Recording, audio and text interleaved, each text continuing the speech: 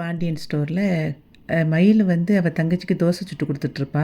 அப்போ அந்த தங்கச்சி சாப்பிட்டுக்கிட்டே கேட்பா, அக்கா நீ எத்தனை மணிக்குக்கா வேலைக்கு போகணும் அப்படின்னு சொல்லி கேட்பா. அதுக்கு மயில் சொல்லுவா, காலையில் 9 மணிக்கு போயிட்டு நைட்டு 8 மணிக்கு வருவேன் அப்படிங்கிற மாதிரி சொல்லுவாள். அப்போ சனி ஞாயிறு லீவு அக்கா அப்படின்னு சொல்லி கேட்பா அவள் தங்கச்சி. அதுக்கு வந்து மயில் சொல்லுவா, இல்லை எனக்கு ஞாயிற்றுக்கிழமை மட்டும்தான் லீவு, சனிக்கிழமை வேலை தான் அப்படின்னு சொல்லி சொல்லிக்கிட்டு இருப்பாள். அதுக்கப்புறம் வந்து சுடர் வந்து கேட்பா, அக்கா நீ வந்து நேற்று நைட்டு என் ஃபோன்லேருந்து மாமாவுக்கு கால் பண்ணியிருந்தியா அப்படின்னு சொல்லி கேட்பா. ஆமாம் கால் பண்ணுனேன் அப்படின்னு சொல்லி மயில் சொல்லுவா. மாமா பேசினாராக்கா அப்படின்னு சொல்லிட்டு சுடர் கேட்பா. அதுக்கு மயில் சொல்லுவா, இல்லை என் குரலை கேட்ட உடனே அவர் கட் பண்ணிட்டாரு, என் நம்பரை வந்து பிளாக் பண்ணிட்டாரு, அதனால தான் அவர் குரலையும் என் புகுந்த விட்டே நேற்று ரொம்ப மிஸ் பண்ணினேன், அதுக்காக தான் பேசி பார்ப்போன்னு சொல்லிட்டு உன்னோட நம்பர்லேருந்து பேசினேன், ஆனால் அவர் வந்து கட் பண்ணிட்டாரு அப்படின்னு சொல்லிட்டு ஃபீல் பண்ணுவாள். அப்போ சுடர் கேட்பா, நீ ரொம்ப வருத்தப்படுறியாக்கா அப்படின்னு சொல்லி கேட்பா. அதுக்கு வந்து மயில் சொல்லுவா, வருத்தம் இல்லாமல் இருக்குமா அப்படின்னு சொல்லி சுடர்கிட்ட மயில் சொல்லிக்கிட்டு இருப்பான். சுடர் உடனே சொல்லுவா, அக்கா நான் வேணா போய் மாமா கிட்ட வந்து எல்லா விஷயத்தையும் எடுத்து சொல்லி புரிய வைக்கட்டுமாக்கா அப்படின்னு சொல்லி கேட்கும்போது மயில் சொல்லுவா, அதெல்லாம் வேண்டாம் சுடர், ஏற்கனவே நான் 2-3 நேரம் ட்ரை பண்ணியிருக்கேன், ஆனால் அது எதுவுமே வேலைக்கு ஆகலை, உப்பு தின்னவன் வந்து தண்ணி குடிச்சு தானே ஆகணும் அப்படின்னு சொல்லிட்டு அவள் தோசை எடுத்துகிட்டு சாப்பிட்றதுக்காக போவாள். அதுக்கப்புறம் மயில் சொல்லுவா, இப்போ இருக்கிற ஒரே ஆறுதல் வந்து இந்த வேலை தான், காலையில் போனால் நைட்டு தான் வருவேன், அப்போ எல்லாத்தையும் மறந்துடுவேன் அப்படின்னு சொல்லிட்டு தோசையை சாப்பிட போகிற நேரத்தில் அவங்க அம்மா அங்கேருந்து வருவா. வந்துட்டு அந்த மாவு சட்டியை எட்டி பார்ப்பா. பார்த்துட்டு சொல்லுவா, இந்த மாவைத்தான் நானும் உங்கள் அப்பாவும் சாப்பிடணும், நீ பாட்டுக்கு வேலைக்கு போகிற மதப்பில் அவளை தோசையும் சுட்டு தின்றாத அப்படின்னு சொல்லி சொன்ன உடனே மயில் அப்படி ஷாக் ஆயிடுவா. அப்படி ஷாக் ஆகிட்டு அந்த தோசையை சாப்பிடாம, ஆமாம் இந்த இதை நீங்களே சாப்பிடுங்க, எனக்கு இது வேண்டாம் அப்படின்னு சொல்லிட்டு கிளம்பிடுவா. அப்போ அவள் பாட்டுக்கு அதையும் கண்டுக்காமல் அவங்க அம்மா அந்த தோசையை வாங்கி வச்சுக்கிட்டு அடுத்த தோசை சுட போவாள். அப்போ வந்து சுடர் வந்து அவங்க அம்மாக்கிட்ட சொல்லுவா, ஏம்மா அக்காவும் நீ பெற்ற பொண்ணு தானம்மா, ஏம்மா இப்படி இருக்கிற நீ அப்படின்னு சொல்லிட்டு அக்கா எவ்வளோ வருத்தப்படுவா அப்படின்னு சொல்லிட்டு ஃபீல் பண்ணி பேசுவா தங்கச்சிக்காரி. அதுக்கு வந்து அவங்க அம்மா வந்து சொல்லுவா, நீ ரொம்ப ஒன்றும் இறக்கலாம் பட வேண்டாம், உனக்கு சுட்ட தோசையை நீ தின்னு, இது வேணாலும் நீ சாப்பிடு அப்படின்னு சொல்லிட்டு கொடுக்கும்போது எனக்கெலாம் ஒன்று வேண்டான்ட்டு அவள் தங்கச்சி அந்த தோசையை வச்சுட்டு கிளம்பி போயிடுவா. அதுக்கப்புறம் வந்து பாண்டியன் வீட்டில் கோமதி வந்து மீனாவுக்கு தோசை சுட்டு கொடுத்துட்ருப்பா. அப்போ தோசையை சாப்பிட்டுக்கிட்டே மீனா சொல்லுவா, அத்தை போதும் எனக்கு அப்படின்னு சொல்லி சொல்லுவாள்.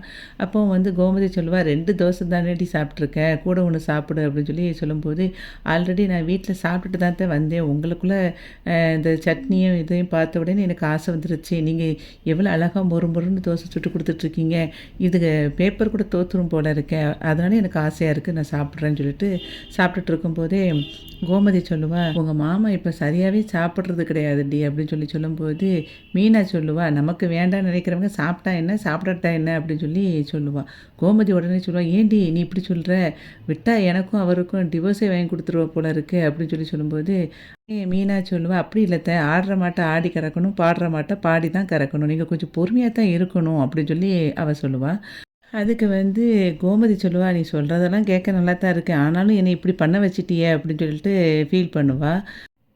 அதுக்கப்புறம் வந்து மீனா சொல்லுவா, உங்களுக்கு சாமர்த்தியம் பத்தலை, மாமாவை வந்து எப்படி வந்து கைக்குள்ளே வந்து போட்டுக்கிடணும் அப்படிங்கிறத இன்னும் கற்றுக்கவே இல்லை நீங்கள் அப்படின்னு சொல்லிட்டு மீனா வந்து கோமதிகிட்ட சொல்லிகிட்டு இருப்பா.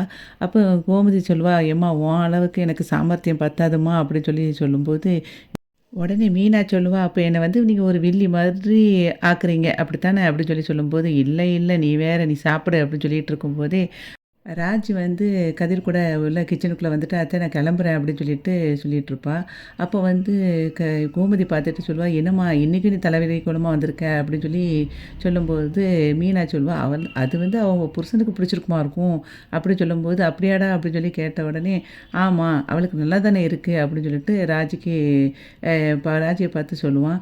அப்போ உடனே என்ன பாரு சப்போர்ட் பண்ணிக்கிட்டு இருக்கான் அப்படின்னு சொல்லி சொல்லும்போது, "விடுங்க அவளுக்கு பிடிச்சிருக்கு. அவனுக்கு அவங்க 2 பேருக்கும் பிடிச்சிருக்கு. அத போட்டுட்டு போறாங்க. இப்போ உங்களுக்கு என்ன?" அப்படின்னு சொல்லி மீனா சொல்லிட்டு இருக்கும்போதே, கோமதி சொல்லுவா, "சரி, சரி ரைட்டு. இங்கே இப்போ போறீங்க கரெக்ட்டு தான். ஆனா வீட்ல விளக்கு ஏத்துற நேரம், மத்த நேரத்தில வந்து தலைவிரி கோலமா நின்னுகிட்டு இருக்காதீங்க. அப்போ வந்து ஒழுங்கா கிளிப்ப மாட்டிட்டு இரு என்ன?" அப்படின்னு சொல்லி கோமதி சொல்லுவா. கதிர் வந்து, "அவளுக்கு இந்த லூஸ் ஹேர் நல்லாதானம்மா இருக்கு.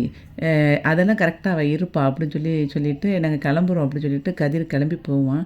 அப்போ வந்து மீனா சொல்லுவா, "பார்த்தீங்களா எப்படி வந்து ராஜிக்கு சப்போர்ட் பண்ணிக்கிட்டு இருக்கான்" அப்படின்னு சொல்லி சொல்லும்போது, கோமதி சொல்லுவா, நான் கல்யாணம் கட்டி வச்சேன். இது 2ம் இப்போ சந்தோஷமா தான் இருக்கு. ஆனா அது என் மாப்பிள தான் என்கிட்ட பேசாம இருக்காரு" அப்படின்னு சொல்லிட்டு வருத்தப்பட்டு சொல்லிக்கிட்டு இருப்பா கோமதி. வெளிய ராஜி வந்த பிறகு கதிர்கிட்ட சொல்லுவா, "எனக்கு இந்த மாதிரி லூஸ் ஹேர் போட ரொம்ப நாள் ஆசை. அப்படியே வண்டியில போயிட்டுருக்கும்பொழுது முடி பறக்குமா, அப்போ ஹீரோயின் மாதிரி நம்ம தெரிவோம்." அப்படின்னு சொல்லிக்கிட்டு இருக்கும்போதே கதிர் சொல்லுவான், "நீ இப்பவும் ஹீரோயின் மாதிரி தான் தெரியிற." அப்படின்னு சொல்லிட்டு அவள அப்படியே பெருமையா பேசிட்டு இருப்பான். "நீ இப்போ ரொம்ப ரொமான்ஸ் பண்ண ஆரம்பிச்சுட்ட. எப்படி இப்படி பேசுற?" அப்படின்னு சொல்லி அவ வந்து ராஜி கேட்டுட்ருப்பா கதிர்கிட்ட. "நான் எப்பவுமே இப்படிதான். இனிமே பாரு இன்னும் இப்படி தான் இருப்பேன்." அப்படின்னு சொல்லிட்டு அத பேசிட்டு இருப்பான். அப்போ அத வந்து இவங்க 2 பேரும் பண்ற ரொமான்ஸ அங்கேருந்து குமார் பார்த்துக்கிட்டு இருப்பான். குமாரும் பார்த்துக்கிட்டு இருப்பான். குமார் அதேமாரி அவங்க அப்பத்தாவும் பார்த்துக்கிட்டு இருப்பாங்க. அவங்க அப்பத்தா இவங்க 2 பேரும் இப்படி இருக்கிறத பார்த்து ரொம்ப ஹாப்பியா சிரிச்சுட்டு இருப்பாங்க. அதுக்கப்புறம் வண்டியில கிளம்பும்போது இவன் ராஜீவ கிட்டோட கைய வந்து தோள்ல போடுவான் இவன் கதிரு. அதையும் இப்படி பார்த்துட்டே இவன் வந்து அப்படியே ஒரு மாதிரி இருந்துட்டு நிப்பான். அதுக்கப்புறம் குமாரோட அப்பத்தா வந்து இவன்கிட்ட குமார்கிட்ட சொல்லுவா, "நான் கோயிலுக்கு போயிட்டு வரேன்டா" அப்படின்னு சொல்லும்போது, "நீ எதுக்கு அப்பத்தா நடந்து போற? நான் உன்ன வண்டியில விடுறேன்" அப்படின்னு சொல்லும்போது, "இல்லடா பக்கத்துல தானே இருக்கு. நானே போயிட்டு வரேன்" அப்படின்னு சொல்லிட்டு அவங்க பாட்டி அப்படியே நடந்து போயிருவாங்க. பாட்டி வந்து கோயில்ல சாமி கும்பிட்டுட்டு வெளிய வரும்போது, குமாருக்கு பொண்ணு பார்த்துருப்பாங்கல்ல, அந்த பொண்ணோட அப்பாவும், அவங்க சொந்தக்காரரும் வந்து நிப்பாங்க. "என்னம்மா எங்கள கோயிலுக்கு கூப்பிட்டீங்களே, எதுக்கு திடீர்னு?" சொல்லும்போது, "நீங்க வந்து எல்லாம் நல்ல குடும்பம் தான். எங்களுக்கு ஆனா நீங்க வந்து எங்க குடும்பத்த விசாரிச்சீங்களா?" அப்படின்னு சொல்லி அவங்க பாட்டி கேட்பாங்க. அப்ப பாட்டி கேட்கும்போது அவர் சொல்லுவாரு, "நாங்க எல்லாம் விசாரிச்சுட்டோமே" அப்படின்னு சொல்லும்போது, "எல்லாரும் நல்ல விதமா தாம்மா சொல்றாங்க" அப்படின்னு சொல்லி அவரு சொல்லுவாரு. அப்போ வந்து அவங்க அப்பத்தா சொல்லுவா, "நீங்க பையன பத்தி விசாரிச்சீங்களா?" அப்படின்னு சொல்லி கேட்பாங்க. பையன பத்தி விசாரிச்ச வரைக்கும் நல்லா எல்லாமே நல்லதா தான் சொன்னாங்க" அப்படின்னு சொல்லி அவரு வந்து சொல்லுவாரு, பொண்ணோட அப்பா. அப்போ வந்து இவ பாட்டி சொல்லுவா, "அவனுக்கு ஏற்கனவே கல்யாணம் ஆனுச்சு அத சொன்னாங்களான்னோனே" அவங்க 2 பேரும் ஷாக் ஆயிருவாங்க. "என்னது கல்யாணம் ஆயிட்டா?" அப்படின்னு சொல்லி கேட்பாங்க. "ஆமா. குமாருக்கு வந்து ஒரு அத்தை இருக்கிறா. அவ அத்தை வந்து என் மக தான். எங்களுக்கு வீட்டுக்கு எதித்தாப்புல தான் இருக்காங்க. அவளுக்கு ஒரு பொண்ணு இருக்கு. அந்த பொண்ணும் குமாரும் ரொம்ப லவ் பண்ணாங்க. அதுக்கப்புறம் திடீர்னு பிரிஞ்சுட்டாங்க. பிரிஞ்ச பிறகு அந்த பொண்ணுக்கு ஒரு மாப்பிள்ளை பார்த்தாங்க. அதுக்கப்புறம் அந்த கல்யாணத்துக்கு முந்தின நாள் இவன் கூட பொண்ணு வந்து ஓடி வந்துட்டா." அப்படின்னு அந்த நடந்த கதையெல்லாம் வந்து பாட்டி வந்து அவர்ட்ட சொல்லுவாங்க. சொல்லிட்டு என்ன சொல்லுவாங்கன்னா, இப்போ வந்து என் பேரனுக்கு வந்து இன்னும் அந்த பொண்ணு மேல தாங்க ஆசை இருக்கு. உங்க பொண்ணு மேல ஒரு துளி அளவு கூட ஆசை கிடையாது. நீங்க வந்து இப்ப இத என் பையன்கிட்ட வச்சு சொன்னோம்னா, அவனுங்க வேற மாரி கொண்டு போயிருவானுங்க. சண்டை பயங்கரமா நடக்கும். அதனால நீங்களே வேண்டான்னு சொல்லிடுங்க" அப்படின்னு சொல்லிட்டு, "இது நான் சொன்னேன்னு சொல்லிறாதீங்க" அப்படின்னு சொல்லிட்டு போயிருவா அது அவங்க பாட்டி. அதுக்கப்புறம் வந்து அங்க மயில் வந்து வேலை பார்க்குற இடத்துல எல்லாத்தையும் கிளீன் பண்ணிகிட்ருப்பா. அப்போ அவங்க வந்து அவ மருமக அங்கேருந்து வருவாங்க. "என்னக்கா இந்த நேரத்தில மத்தியான நேரத்தில வேலைய விட்டு வந்திருக்கீங்க?" அப்படின்னு சொல்லிட்டு மயிலு கேட்பா. "இல்லம்மா, ஏற்கனவே சமையல் பண்ணாங்கல்ல, அவங்க வந்து இன்னைக்கு வேலைக்கு வரல. அதனால நான் வந்து இன்னைக்கு எங்க அத்தைக்கு சமைக்கணும்ல, அதுக்காக சமையல் பண்ணி குடுக்குறதுக்காக வந்தேன்" அப்படின்னு சொல்லிட்டு சொல்லும்போது அதுக்கு மயில் சொல்லுவான், "ஏன்க்கா அதுக்கு நீங்க வீட்டுக்கு வந்தீங்க? என்கிட்ட சொல்லியிருந்தா நானே இந்த பாட்டிக்கு வந்து சமைச்சு குடுத்துருப்பேனே" அப்படின்னு சொல்லி அவ சொல்லிட்டுருக்கும்போது, அந்த வேலைக்கார அம்மா, சமையல்காரங்க "இன்னைக்கு மட்டும் வரலம்மா, இனிமே எப்பவுமே வரமாட்டாங்களாம்" அப்படின்னு சொல்லும்போது, "அப்படியா?" அப்படின்னு சொல்லி யோசிச்சுட்ருப்பா மயிலு. அதுக்கப்புறம் அந்த பாட்டியோட மருமக சொல்லுவா, உனக்கு யாராவது தெரிஞ்சவங்க இருந்தாங்கன்னா நீ சொல்லுமா, நான் வந்து ஆனால் உன்ன மாதிரி ஒரு நல்ல பொறுப்பான பொண்ணா இருக்கணும் அப்படின்னு சொல்லி அவங்க மருமக சொல்லுவா. அப்போ வந்து இவ சொல்லுவா மயிலு, நானே நல்லா சமைப்பேன்க்கா. உங்களுக்கு வேணா நான் வேணா எத்தனை பேருக்குனாலும் சமைப்பேன். 10 பேருக்கு கூட சமைப்பேன். நான் வேணா சமைக்கட்டுமா? உங்களுக்கு சமைச்சு குடுக்கட்டுமா? அப்படின்னு சொல்லி கேட்பா. "ஏம்மா உன்னால முடியுமா?" அப்படின்னு சொல்லும்போது, "இல்ல பாட்டிக்கு எல்லா வேலையும் பார்த்துட்டு நான் சும்மா தானே இருக்கேன். அந்த நேரத்தில நான் சமையல் பண்ணிருவேன். நீங்க அத பத்தி வொரி பண்ணாதீங்க. நான் இன்னைக்கே கூட உங்களுக்கு சமைக்கிறேன். நீங்க சொல்லுங்க என்ன சமைக்கணும்னு சொல்லுங்க. நான் உங்களுக்கு சமைச்சு குடுக்குறேன்னு" சொல்லி சொல்லுவா. உடனே அந்த அம்மா வந்து ரொம்ப சந்தோஷப்பட்டுட்டு, நான் அந்த அம்மாவுக்கு ரூ. 6,000 குடுத்தேம்மா சமையல்காரங்களுக்கு. உனக்கு கூட ஒரு ரூ. 1,000 சேர்த்து நான் ரூ. 7,000 தர்றேன். உனக்கு ஓகே தானே? அப்படின்னு சொல்லி சொல்லும்போது, எனக்கு டபுள் ஓகேக்கா. நானே உங்களுக்கு எல்லாம் பண்றேன் அப்படின்னு சொல்லிட்டு சொல்லுவா.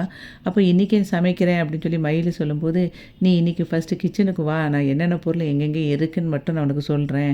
அதுக்கப்புறம் நீ நாளையிலேருந்து சமைச்சு குடு அப்படின்னு சொல்லி அந்த அம்மா சொல்லுவா. உடனே அவங்க கிச்சனுக்கு போயிருவாங்க அந்த பாட்டியோட மருமகா. உடனே இவ மயில் வந்து மீனாவுக்கு கால் பண்ணி, மீனா எனக்கு உனக்கு ஒரு சந்தோஷமான விஷயம் நான் சொல்லணும் அப்படின்னு சொல்லி சொல்லுவா. என்னக்கா அப்படின்னு சொல்லி மீனா கேட்பா மயிலுக்கிட்ட. இல்லை நான் இப்போ வேலை பார்க்குற இடத்துலையே அவங்களுக்கு சமையலும் நான் பண்ண போகிறேன். அது எனக்கு வந்து அந்த 10,000தோட 7,000 சேர்த்து 17,000 மொத்தம் கிடைக்க போகுது மீனா. அதனால் எனக்கு இந்த சந்தோஷமான விஷயத்த உன்கிட்ட தான் முதல்ல சொல்லணும்னு நான் சொல்கிறேன் அப்படின்னு சொன்ன உடனே மீனா கேட்பா, "ஏக்கா உங்களுக்கு அது முடியுமாக்கா?" அப்படின்னு சொல்லி கேட்கும்போது, "என்ன மீனா இப்படி சொல்லிட்ட? என்னால் எத்தனை பேருக்குனாலும் சமைக்க முடியும். நான் இப்போ ரொம்ப சந்தோஷமா இருக்கேன். அதான் உன்கிட்ட தான் அந்த சந்தோஷத்த சொல்லணுங்கிறதுக்காக பேசுகிறேன்." அப்படின்னு சொன்னோனே மீனா அப்படியே சிரித்த மாதிரி இன்னைக்கு பாண்டியன் ஸ்டோர் வந்து முடிஞ்சது. வீடியோவுக்கு ஒரு லைக் கொடுத்து சேனலை சப்ஸ்கிரைப் பண்ணுங்கள். நன்றி.